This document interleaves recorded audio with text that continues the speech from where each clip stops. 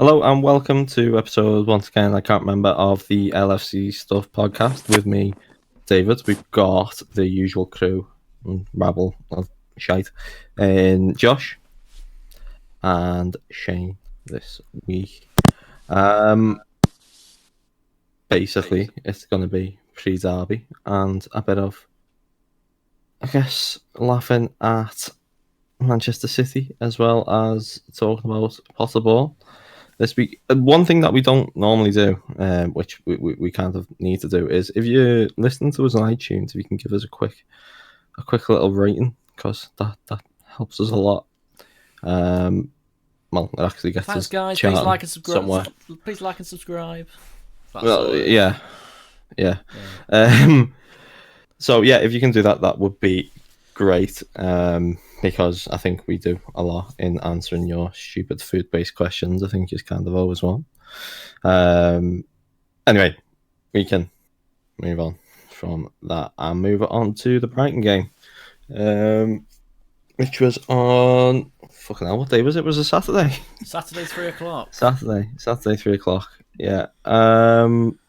It was just a bit of a typical 3:00 kickoff. Liverpool obviously came out with the 2-1 victory, but as Liverpool tend to do, we didn't make things simple, especially towards the end. Liverpool got 2 goals through Virgil van Dijk, both assisted by Trent Alexander-Arnold from set pieces, before Brighton clawed one back through Lewis Dunk, which we will discuss later because of obviously the controversy surrounding the goal itself. But we've also sustained a red card, and Alisson will be out of the derby as a result of a handball outside of the area. So, in terms of general performance, guys, did you have any real takes from the game, or was it just kind of, as we've said, God knows how many times, business as usual? It was fine. I mean, I thought a lot of people overreacted, to be honest. I think if Alisson doesn't handball it and they don't score a free kick, nobody's really talking about it being a close game and one that Brighton should have maybe got something from. I thought we had plenty of chances, which we didn't take. It's becoming a little bit of a story of our season so far. We're not killing games and we're making things nervy. But I thought general play was fine. It's fine. I thought as soon as we went 2-0 up, we just took our foot off the gas completely, as in trying to manage our squad during games, with so many fixtures coming up, and such a big one on Wednesday. And there's another big one, I think, at the weekend. Bournemouth away could be a potential banana skin. So we've got to try and manage the squad where we can, whilst not taking away from the quality. And that, I think, that was the plan, was just to try and kill the game. But we didn't. We had chances to do it. I thought Matt Ryan played well, kept us out on a number of occasions. Then obviously we get the red card, silly goal, probably one that should have been disallowed, but it happens.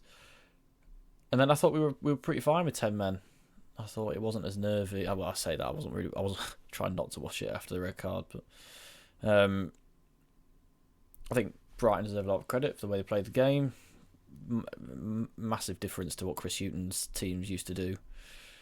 But they will see it as, that's 2 times they've come to Anfield in as many years and lost by 1 goal. So Brighton just seems to be a team that we maybe just struggle against. It's just this sort of thing that happened last season where we're just winning games by not particularly playing well, but also not looking like we're going to lose. So how many is it now we need left? 24 games like that. I'll be happy, because I don't think we look like losing, to be honest. Yeah, just to follow on the performance point that you were making, we've started to all give a bit of an aggregate rating after each game, mix them together so we can come up with our consensus man of the match, but also just to see where we kind of rate the 2 teams in terms of overall performance. So we've been rating each player out of 1 to 10. I think we're using 6 as a bit of a baseline, so an average performance is probably a 6. We'll post the screenshot of the main kind of 22 player list on the Twitter page, but we'll just give a brief overview of who we as a team kind of thought played particularly well. Our man of the match, consensus man of the match, was Van Dijk with a 9 out of 10 rating. Next up was Alexander-Arnold, who just missed out because Shane gave him an 8.5 instead of a 9. But his medium rating was a 9 from us. And next was Matt Ryan, who just snuck ahead of Lewis Dunk. And I mean, Josh gave him a 9 out of 10. So Matt Ryan had a particularly good game. Liverpool's team score was 6.64, whilst Brighton's was 6.55. Josh, you were particularly impressed with Matt Ryan.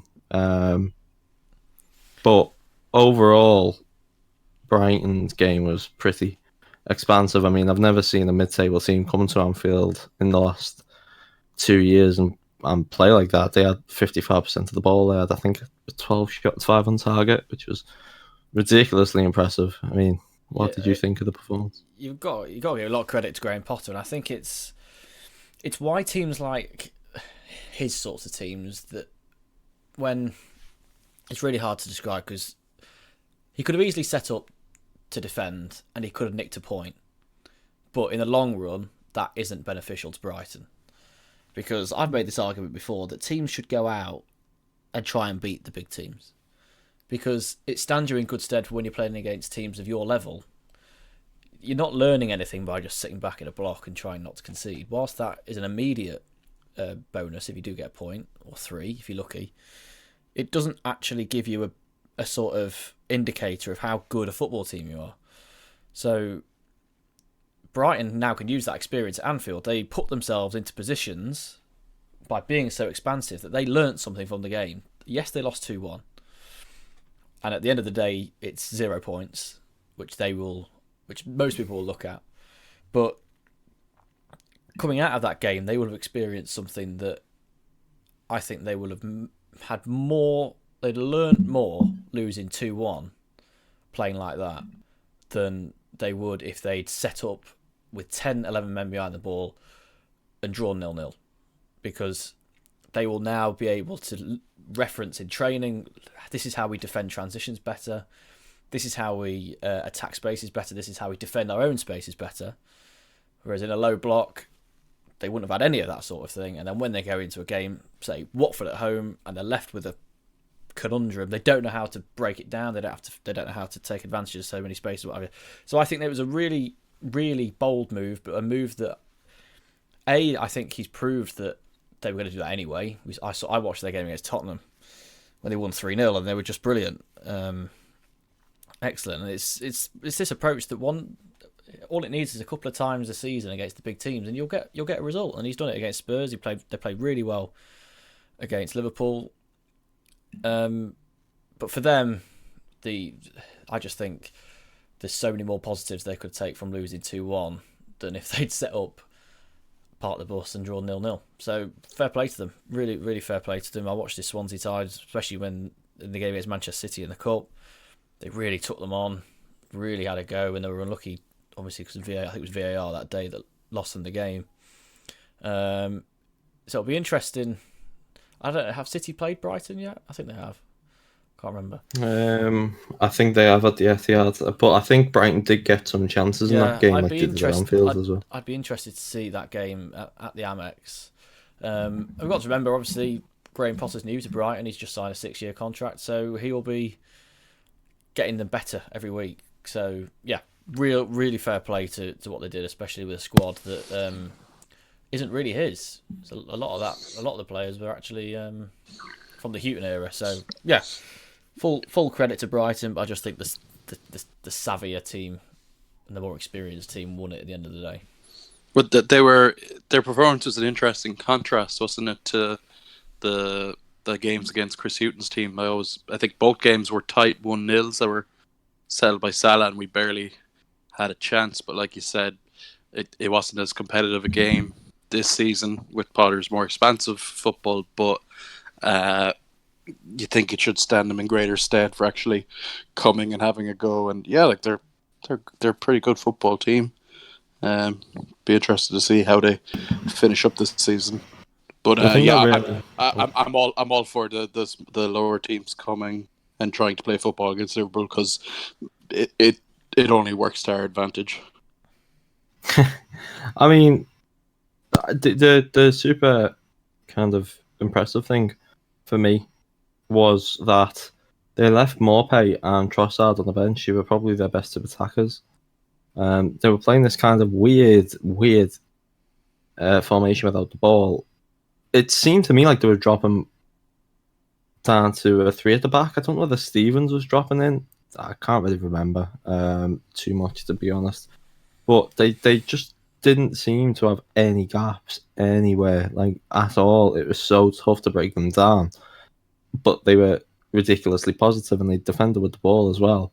And obviously, when Morpay and Trossard did come on, they looked a properly threatening side. You've got Solly March who's out as well. Who normally starts for them. But I mean, as I was saying before about the City game, I mean, they got 0.86 XG against City according to Understat, which is, I think, similar to what they got against us.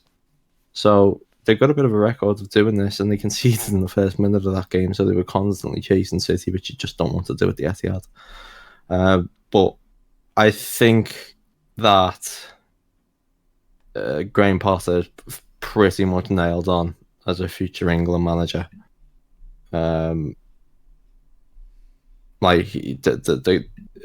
actually think he's a brilliant manager. He's nailed on to manage a top 6 club in the next 3 years, I think. Well, to do what he's done with that Brighton team, to come to Anfield and have 55% of the ball, 12 shots, after what they were like last season, it's just nuts to me, properly crazy. And it seems a bit of a similar change to the likes of Nigel Atkins when he got sacked from Southampton and Pochettino got brought in. There's another one as well. I forgot who it was. I don't know, it might come to my head, but it was weirdly, to me anyway, roundly criticised.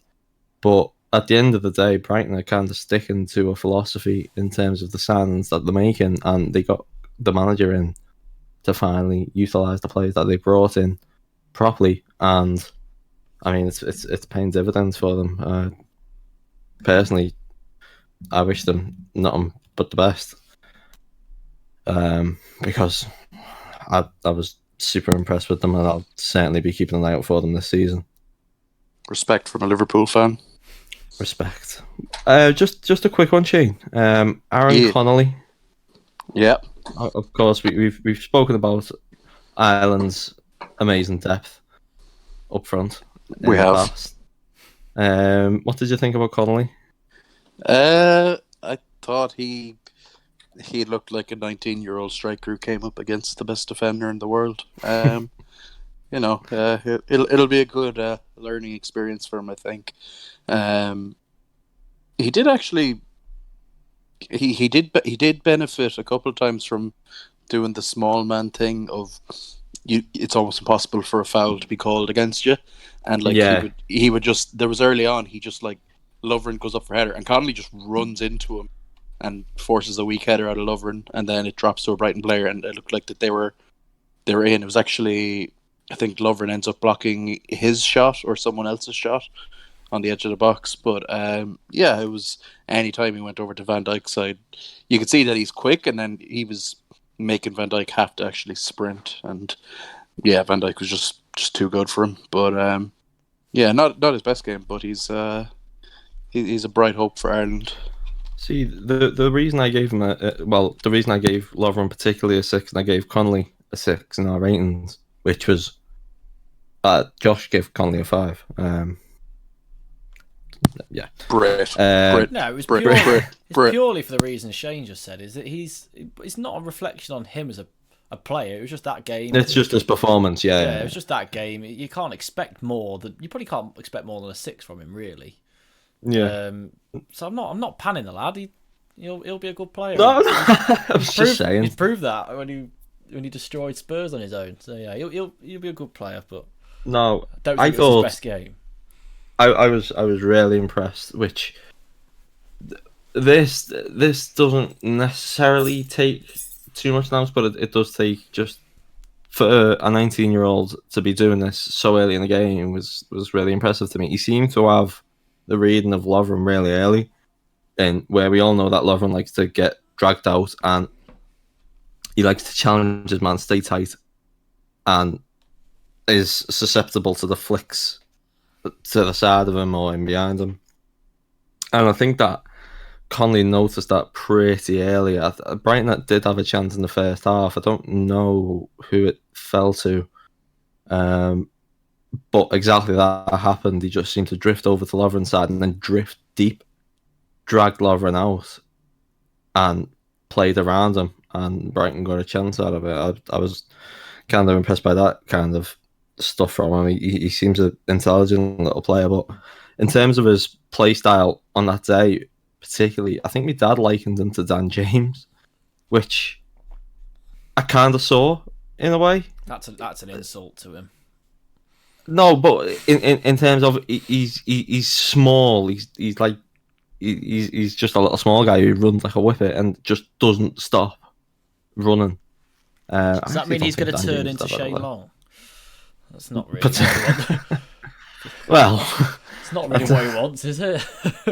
I don't know. It's definitely not what the Irish fans want, anyway.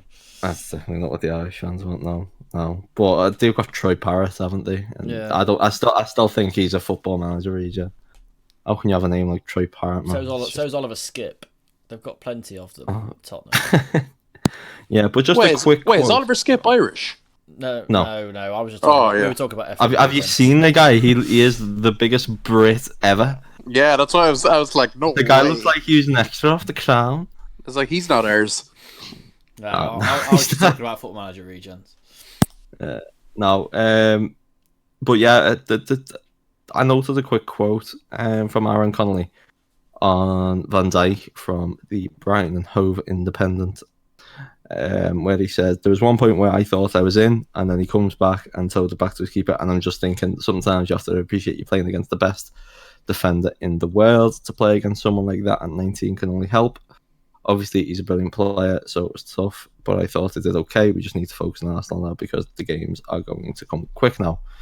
So it's clear that the lad's learning. As I said, I think he's a pretty intelligent player. He's certainly got the off-the-ball work ethic that is required, and I think he seems to have a good attitude as well. So he might have a bit of a one to keep an eye on there, Shay. Who the other guest was. As Connolly. We can move on anyway to the big match in midweek, which is obviously the Liverpool versus Everton Merseyside derby at Anfield, which is weirdly a 8:15 kickoff. Does anybody know why it's a 8:15 kickoff? Because that's fucking annoying. Is it because it's on Amazon Prime? Is that why? Yes, they have to try and stagger it, I think, because there's so many games on. It's going to be the first. Isn't it the first ever game? Or I don't know if they're showing one on Tuesday evening. Yeah, but they've got Burnley, Man City Tuesday, and Palace versus somebody. I think can't remember. Sorry, so is there a load of games on Wednesday? It's 2 on Tuesday, 7 on Wednesday, and 1 on Thursday. That doesn't sound like a good idea. It sounds like Amazon's just going to crash. I don't. Yeah, well, that's what they've been coming to criticism for. Can you handle it? And they said they wanted to put the Merseyside derby on Channel 4, which is still would be free to view, obviously, to try and lighten the load. But the Premier League said no, you can't do that because you signed the deal. So Premier League be Premier League again. But yeah, I can't wait to watch it in 240p. Why would it crash? Like, because lots of people using it at the same just traffic. time. Yeah, but like surely they'd invest in enough. They'd invest in the right thing so it won't crash. I don't think. Yeah, but I don't know whether they'll be able to properly test the kind of traffic they'll be getting. Yeah, there's going to be a millions and millions and millions. Maybe that's why they have Man City Burnley first as like a trial run. Oh yeah. Because nobody wants to watch that game. Are they hosting the fucking Johnson Spain Trophy the week after? Yeah. Fuck me. But yeah, anyway, moving on from the weird kickoff time. Everton. We can kind of link Everton to the title race. Obviously, Leicester got the victory against them this weekend. Can we talk about Leicester's second goal? We can kind of link it with the goal that we conceded and just absolute dross refereeing. It's Is it? Well, I mean, even I was under the impression that the flag goes up in the Premier League, you stop. Yeah, well, it's not. Well, it's can't blame Well, the it's played to the referee. whistle now. It's the linesman. The referee's The referee's done what he should do, which is let play carry on because VAR will check it. The linesman's the one who's put his flag, which he shouldn't have done because how tight. What? He's onside. So when did the flag go up? As soon as the ball, Iheanacho touched it. Yeah. So he took loads of touches. Well, he took touches after the fact, and then scored. Well, the best was he just he takes the touch, moves it inside, sticks it past Pickford, and then he runs off to the corner and he doesn't stop or anything. He's just to the line. He's like, "No, you're wrong. I'm celebrating." yeah. He slides and then looks at the linesman. That was so good. That's you could argue that's the one positive of VAR, that it's empowered players to just celebrate past the linesman with his flag. But yeah, I get what you're saying, Josh. But at the end of the day, if he's putting his flag up, if he's put his flag up, Everton are going to stop. But they didn't. In some way. That happened in another game a week or two ago. I can't remember which one or what the chance was, but I think it was either found to be offside or something like that. But basically, the flag went up and the keeper just didn't bother trying to save it, and it went in. And then there was a thing of oh well, if he's found to be onside, you've just you kill. I don't understand why they don't just do it like they do it in Europe, where it's just it pisses defenders off a lot, where they have to run back and defend, and then the linesman puts his flag up 10 minutes later because they're why'd you make us run? But yeah, it happened with Liverpool at the weekend. Alisson had to fly out of his goal, and in the end the flag went up as soon as Alisson went towards it. It was it's dangerous, isn't it? Really? Yeah. It's dangerous. I mean, we can also talk about the goal that we conceded, where Lewis Dunk seemed to be refereeing the game for a minute. Wolves versus Man United in the FA Cup. Sorry. I'll let you know who we get. Good for you. But yeah, where Lewis Dunk seemed to referee the game for a minute. That was just such a nonsense. You've sent the goalkeeper off. Another goalkeeper's come on. What? What? Fucking hell! When he's running on the pitch, can Dunk take it then? What's the precedent that you're setting here? They also had a man in the wall, which is now against the rules, so it should have been called back anyway. It should have been called back the minute fucking Dunk said, "Can I take it?" And he said, "Yeah," instead of saying, "Wait for the whistle." Yeah, true. But as I said, there's actually a reason for VAR to overturn it because there's a man in the wall, but they didn't. That's just so. With that, and I actually felt sorry for Everton, that says a lot. I felt sorry for Marco Silva, not Everton. Oh man, his face. I know, he looked dejected. Because he knows he's going to get the bullet if they lose to Liverpool. How has he not got it already? Did they not lose? They won't want to put a caretaker manager in charge of the derby. I thought they would have wanted to be honest, to try and get that bounce. Well, they did it for Roberto Martinez, didn't they? Martinez was laid to slaughter at Anfield. Big Dunk be telling him to go out there and run hard, or else he'll fucking knock them out when they get back in the dressing room half time. And I'd believe him. Yeah, he's a scary bastard. I think he would. Yeah. It doesn't matter though, because we didn't lose, and Everton did. So. And Leicester are now clear in second place. Yeah. Who would have predicted that at the start of the season? City are now 11 points behind. Is that right? By the way, just a quick one on City. Does anybody think that? Sorry. Does anybody think that Guardiola needs to be under a bit more scrutiny? We got Everton. Are you joking me? We've got a derby in the FA Cup. Jeez, that's really meta. That's really meta, isn't it? We're talking about the derby. That's ruined January. We're talking about... wasn't that Dijk's Van first Dijk? game. Yeah. I went with Jack and it was fucking freezing. Sam Allardyce and Sammy Lee. Everton fans still talk about that game as the game that Ademola Lookman ruined Gomez's career. Yeah, because he just like cut inside. And Phil Jagielka running. Yeah, it was Jagielka running up, and he teed up Sigurdsson for the equaliser. Good goal. There was limbs. Good goal. Oh, I remember that. I remember the guy with the crutches, and everyone was reporting him to fucking the government because he was jumping up and down with his crutches in the air. It's like, that's pretty meta, though. We're talking about the derby, and then the derby gets drawn in the FA Cup. Oh, I'm not a fan. Do you know what? Lose to them. Don't care. Give them the fucking moment. No, can't you play fucking the first wool. team. Fuck off. I'm joking. It's win-win. We've got to win. I don't want to play any of the first team though. It's win-win because if we go out, who gives a fuck? Oh, I'll get Curtis Jones to do a madness against the Blues. What a chance to be alive. Tell you what. By the way, can I have a quick talk? I went to watch the under-19s against Napoli. I saw. I did. Was it good? Yes. 7-0, wasn't it? Yeah. Napoli was shit. There's that. But Curtis Jones is just a class above that level, man. He'll be in the first team next season. He's just a complete class above. Like, regardless of whether or not he's in our first team, he needs to go somewhere. Oh, Man City got Port Vale at the Etihad. That's a shock.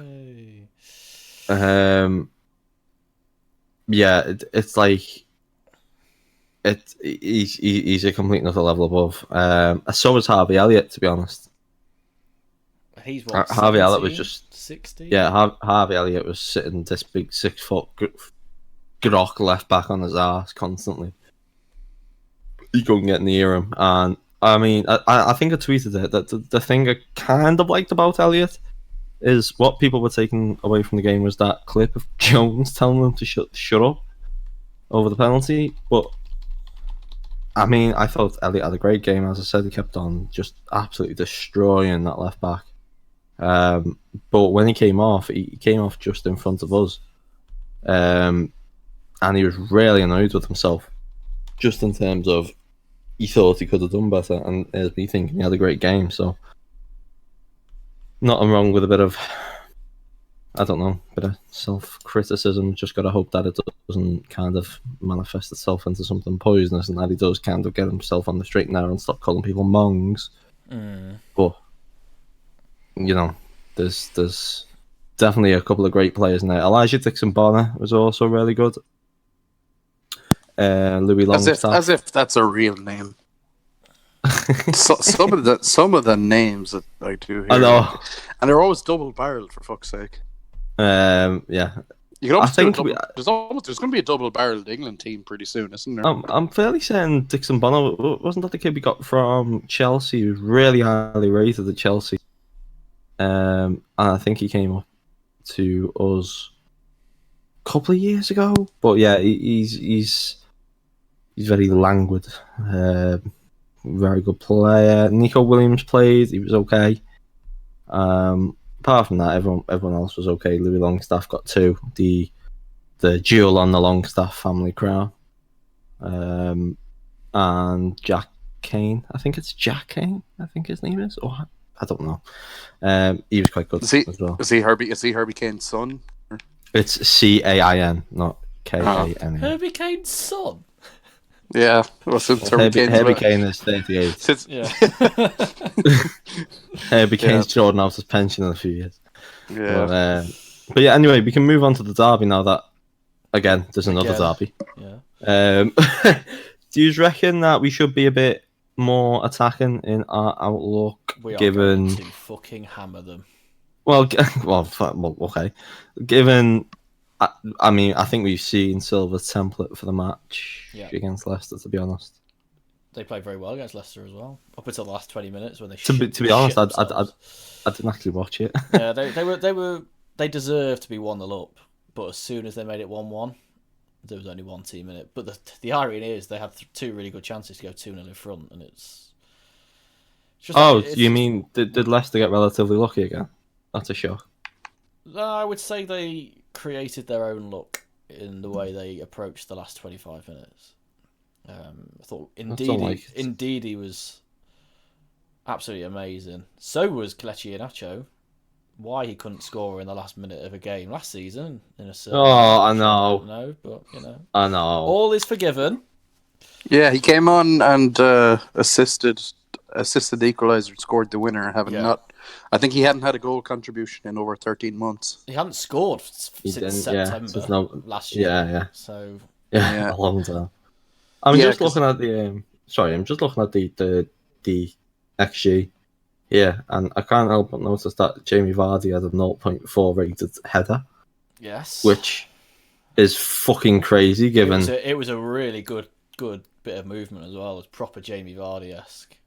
Probably should have done better with the header, to be fair. But Leicester had 3 chances in the second half and scored 2 of them. So that's, God, Leicester are going to get fucking pillaged, aren't they? Jesus. I Just think looking Leicester at are the going to team. hit a brick wall in December and January. I've been fucking saying this for. I've been saying this for weeks, like Rodgers, and they're not. There's some kind of black magic Well, that they go to the surrounds that Etihad club. soon, and they can win that game for all I care. But you know what Rodgers' team's like. They'll have beat second in the league, 3 points clear. They'll lose to Watford on Wednesday. Yeah, I know what At Rodgers home. seems like. They'll go away to the Etihad and get fucking tonked. 5-1. Then we said that last year, and they only lost 1-0 to a company screamer, and Iheanacho missed a great chance in the last minute. But that was at the King Power, No, it wasn't. wasn't it? No, company scored at the Etihad. Remember? And Yeah. everyone went 1-0. Yeah. Oh, fair enough. That's why the crowd noise when he scored was a little bit loud. Yeah, I've just thought that. I think Then Gary Neville I was louder.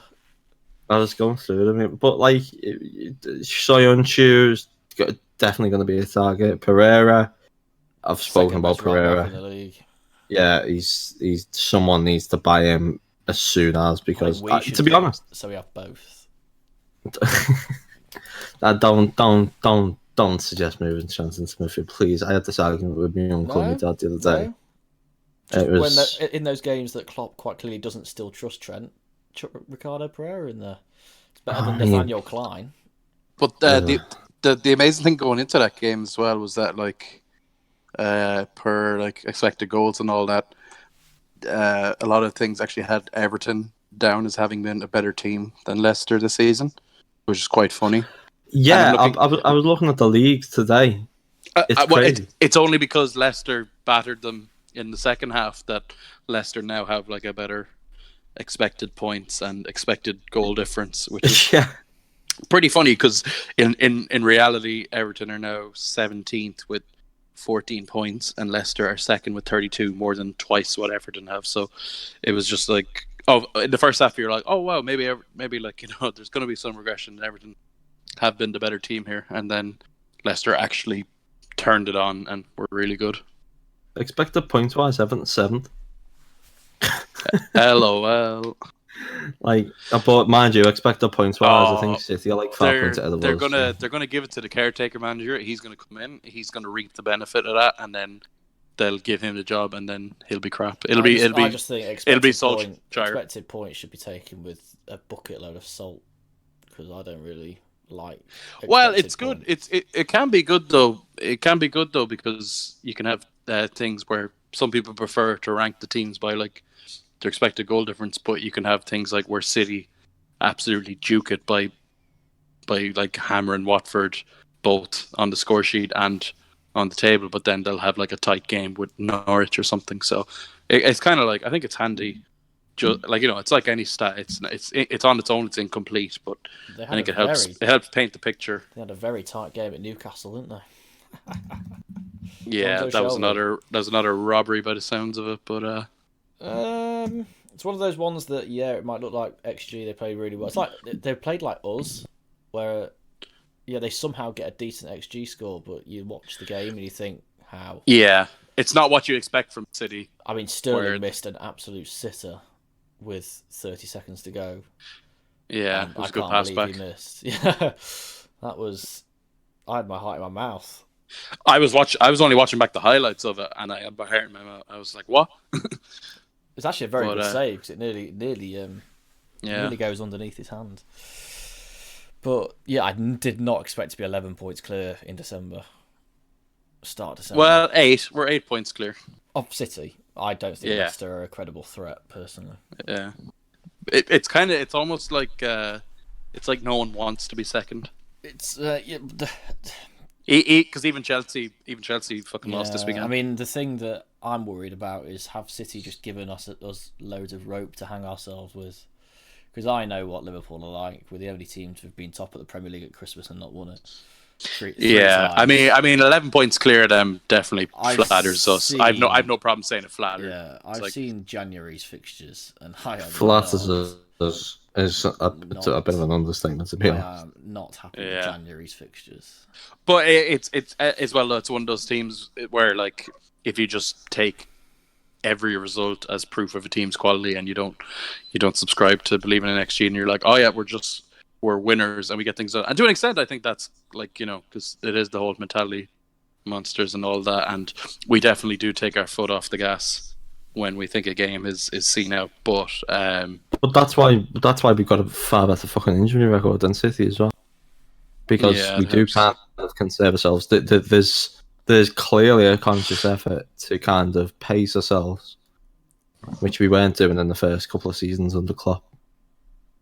That's why I'm really hoping that we actually finally have a January-February period where we just win games and don't draw. Also, I mean, as we've said a million times on this podcast, Liverpool have the best players in their starting 11, and the best players will always produce far better than XG can kind of predict. I think XG actually underrates footballers sometimes. It does because it averages everything. Yeah. It underrates top level footballers, of course it does. Well, that's why Messi always overperforms it and things like that. Yeah. That's why Jamie Vardy's overperforming it now. People are saying that, well, Jamie Vardy. It's Jamie Vardy. He's a. To be fair, Jamie Vardy's it's crazy. I know. Not even actually, I know. He was literally finishing 1 and 2 chances. Like I know. But then, funnily enough, yesterday he actually gets 2 big chances against Everton and sticks one of them away. So it's like, okay, I guess he's gonna actually start putting up numbers again. Now he's actually, like, got some sustainability to him. I know what you're saying, but I mean, you look at Alisson's save percentage was like 80% for a lot of last season, which is crazy. Yeah, like, the best players are gonna outperform these metrics at the end of the day. I mean, I think I don't know who it is, so I can't mention them by name. But somebody shared a chart today, which was given the rundown of the league based on the expected goals values of our shots on target, but it only counts when the XG goes above 1. Yeah. Yes, and Liverpool pissed it, and we conceded 2 goals. Yeah. Like that, it's not as basic to the eye to see, and me and Shane have kind of not sworn by XG, but I've kind of peddled it a lot on this podcast. But especially this season, I am seeing that. I mean, just looking at the Van Dijk chances the other day, one has an XG total of 0.05 and another 0.02. What? These were free headers in the box. Yeah, at the edge of the 6-yard box. I mean, free the headers. second one is definitely twice as hard as the first, so I can get that. As in 0.02 is obviously 0.05. But no, at the edge of the 6-yard box, should be a free header. 0.2 at least. Yeah, it's 0.2 at least.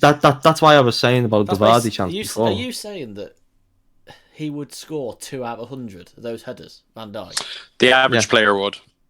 Yeah, but the average player would because it's Van Dijk. It seems like a much bigger chance because he's so good. Would you even say that though, Shane? Like the quality of the ball. I think Lovren scores more than twice. Well, it doesn't. But again, it doesn't necessarily take into account the quality of the ball either. Oh, You yeah. know, that could be position of that the- that, that position could be of the- that could be a big loopy floated cross Yeah, it's the that position lands of the in the exact actual same shot. spot. Yeah, it lands in the exact same spot, and you're a 5'9" forward who has to generate all the power. You know, it's every.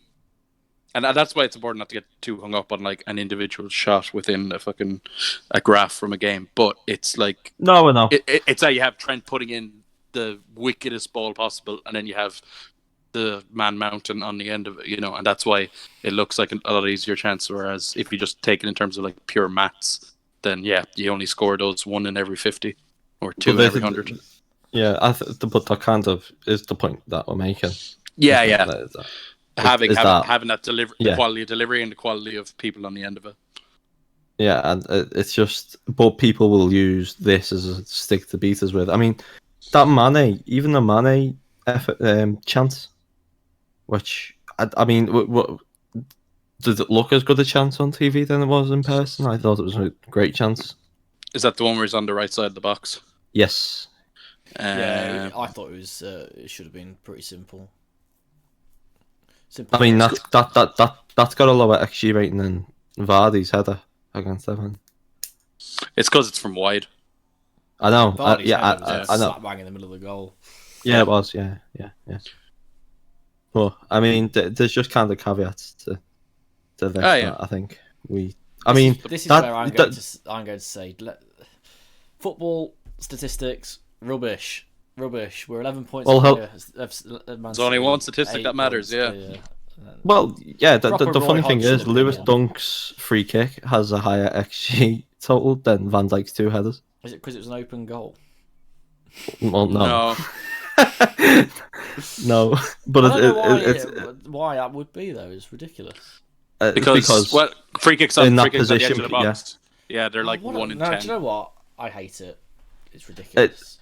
I think Liverpool are definitely showing the flaws in it. Michael Cayley, that's why he hates us. Definitely showing the flaws in it this season. But I'm happy that our individuals are deciding these games. Well, mind you, the individuals have been deciding these games in the league for the last 2 years. It's just that we got really unfortunate last year. Mm-hmm. But you know, it's really, really fucking good. Really good, lads. I'm gonna clip that. It's just really fucking good. We got to see your Van Dijk goal video twice. Oh, thank fuck for that. I've been waiting so long. It is good. If you haven't seen it, check it out. It's amazing. I'm sure you'll see it definitely in the third round of the FA Cup. I thought no, that's when Sancho's going to score his first goal. Oh yeah. Sancho will score. Yeah. No, but yeah, I definitely think that we're just fucking good at football at the end of the day. That's how it is. Since we're so good, how much are we going to beat Everton by? 3-0. See, I just it's a derby, man. I'll never ever be confident going into a derby. It's mad. The most confident I've ever been was Martinez's last game. Yes, I was very confident with that one. Especially when the cop was singing his name. That was the funniest. They'll do it with Silva if we batter them as well. Yeah. But yeah, 3-0. 3-0. Shane. 2-1. And because that's just what we do nowadays.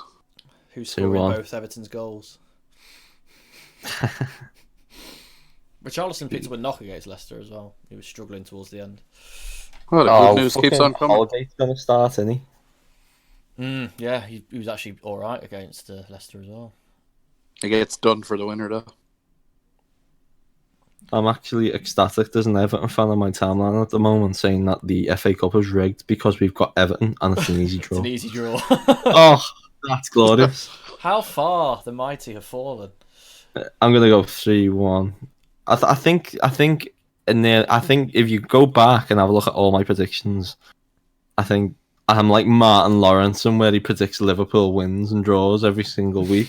That's just me and 3-1. Liverpool. Did you say Martin Lawrence? Did you say Martin? Mark Lawrence. Lawrence. Sorry, not Lawrence. Lawrenson. I kind of just the Did guy you just call pisses him me off Martin some. Lawrence? Who do you think we're going to start? Do you think we'll rotate or? I just need Harvey Elliott and a shit haircut running over to the away end. Was it a couple of years ago he started Solanke? Yes. Yeah, he did. He'll start Origi as well. He's such a criminal, isn't he?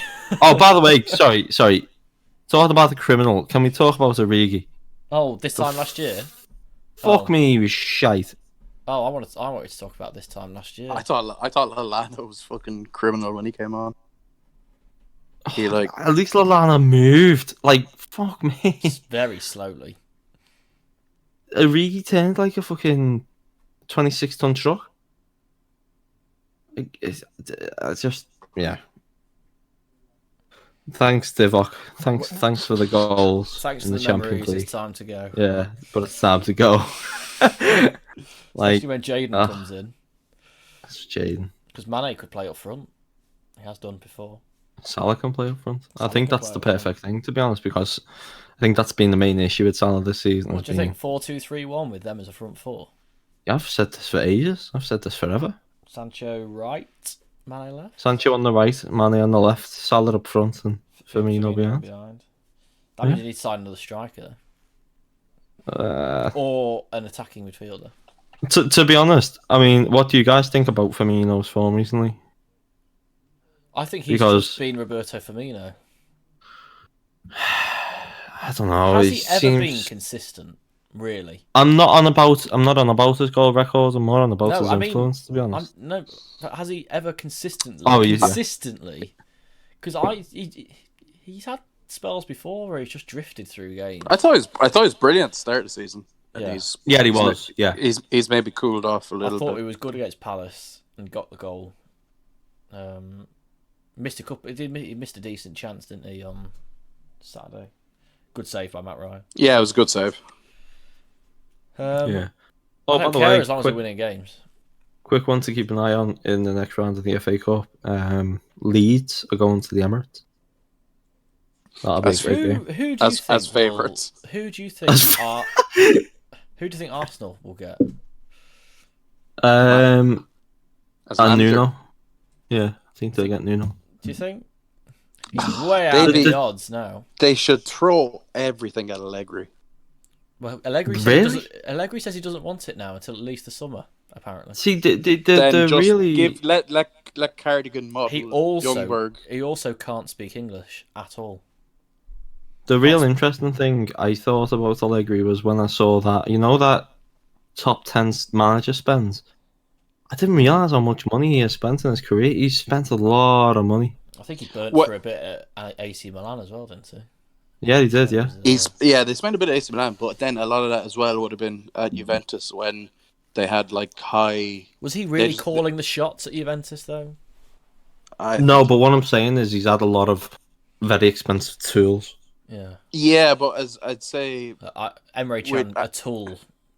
Yeah, with the high spend thing at Juventus, anyways, is just because that they were getting world record fees for fucking Pogba and that, but then they were replacing him with Higuain. Yeah, and I know, but he's still spending a shit ton of money on players. You know what I mean? It doesn't. It doesn't create that. I think he's legit anyway. A Klopp isn't even in the top 10. It's because he makes a load back as well, doesn't he? No, I don't think that was that's gross. That was gross. Oh. Well, because it's £75 million centre back. It was going around because Mourinho was back in business, and Mourinho's obviously number one. No, I think they should go for Pochettino, even if he says no. That would be incredible. Target. Really, given the fans' fetish for this kind of good fucking football that doesn't result myth.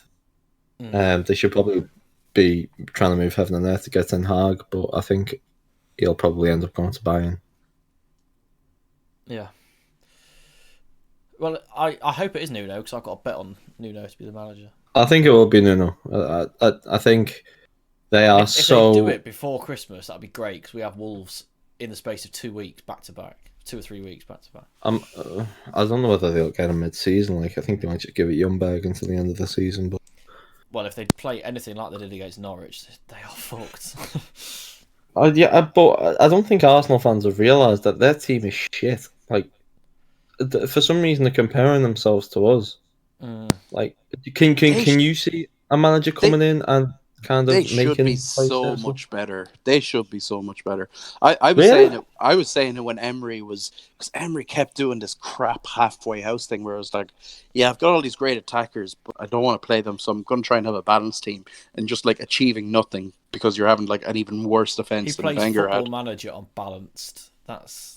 It was so crap. Like, I think, and I kept saying, oh, like if they should have given it to Rodgers, I said Rodgers would at least find a way to get Pepe, Ozil, Lacazette, and Aubameyang. He would find a way to get them into the first team, you know, and that's like every single one of their players seemed. Well, every single one of their midfielders seemed like their favorite color is beige. Like, they just, I don't know what. But even like not starting Torreira all the time is weird, and like because he hasn't been that good for the last 9 months. Even still, like, just like when you fucking Xhaka knocking about, but like you could have that front four, and then you have like okay backup. Like Saka looks like a really good young player.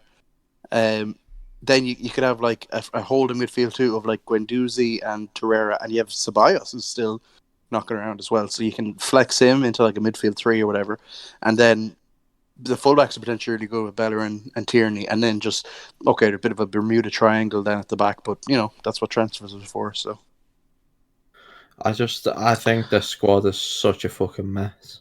They should be scoring loads. They should be scoring loads every game, and Emery was playing with the handbrake all the time to try and nominally protect the defense, and it was just like wasn't working. So he should have just at least had the balls to commit to attack, but they just fell between two stools. Bellerin looked finished. The centre-back pairing is an absolute car crash. The profiles in midfield are just, I don't even know what they are. Like, Guendouzi runs around a lot, and granted, Guendouzi is actually quite good. I don't think he's as good as Arsenal fans make him out to be, but he's quite good. He's solid. Yeah, especially for his age. He's Arsenal. Guendouzi is the kind of player that gets found out once Arsenal actually get their shit together. Like I say, if you put Klopp in charge of that squad, he has them top 4, you know. You think? Yeah, I think so. I don't know. Their first 11 is definitely good enough.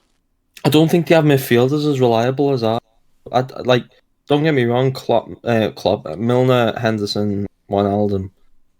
Guendouzi and Torreira are fine though. You just but that's just 2 of 3. You've got to play Xhaka with them. No, just play them and then just play the front 4. That's what I would do. Just get your best player. I don't think the front 4 is that good. I think you'd make it work though. Right, you heard it here first. Shade is going to be the new Arsenal manager, and this is what you're going to get. put your application in. Anyway, I think they're just kind of entrenched in this Sanelli kind of Spanish contact book, and he's just going to whip out his contacts over in Spain and Portugal, and I don't think they're not going to get these Central European tactical minds that Arsenal. Well, he wanted Mourinho, didn't he? So, well, yeah, exactly. Which should worry the shit out of Arsenal fans. Well, I don't think they realise how fucked they are. They are really fucked. Like, they're just getting run awfully. They're actually at United stage now, where they've got problems top to bottom. Like the owner, the directors, the coach, the players. They've got really big problems from top to bottom. I think Manchester United are very well run. They've got the perfect manager. They're looking unified off the pitch. I mean, if nobody bleeds the club better than them. If Leicester actually didn't get one of Rodgers' boys in as the head of recruitment in the summer, I mean, they could be top 4 for the foreseeable. Genuinely. Who did they get in as recruitment? It was Lee Connelton. Yeah, he had at Celtic with him. He just seems like a bit of a Rodgers yes man. Who did they? Oh, geez, they signed. Yeah, they punted nearly 40 million on Jose Perez, didn't they? Yeah. Yes, they did. Yes. Yeah, that's. Yes. So once Eduardo Macia's players start going, the likes of Pereira and all these players. Wait, where did Urban Macia go to? He went to Bordeaux. Yeah. Yeah. And they're doing quite well. They got Paulo Sousa. I think the fourth now. Did they sign anybody else this summer, Leicester? No, they got Tielemans on a permanent. That's about it. Yeah, but they already had him. They got Tielemans on a permanent. They got Iose, and then just kind of moved Soyuncu up the pecking order instead of Maguire. Yeah, so I guess it becomes like a race. It becomes like Rodgers' race against. It's a race against himself, against time. Their squad is really small, isn't it, Leicester's? Yes. Yeah. Yes. Okay. So a busy apparently, Watford and the injury away from Hamza Chardry starting every week. It's not that small when you can just dust off Kelechi Iheanacho and he can come in and win a game on it. So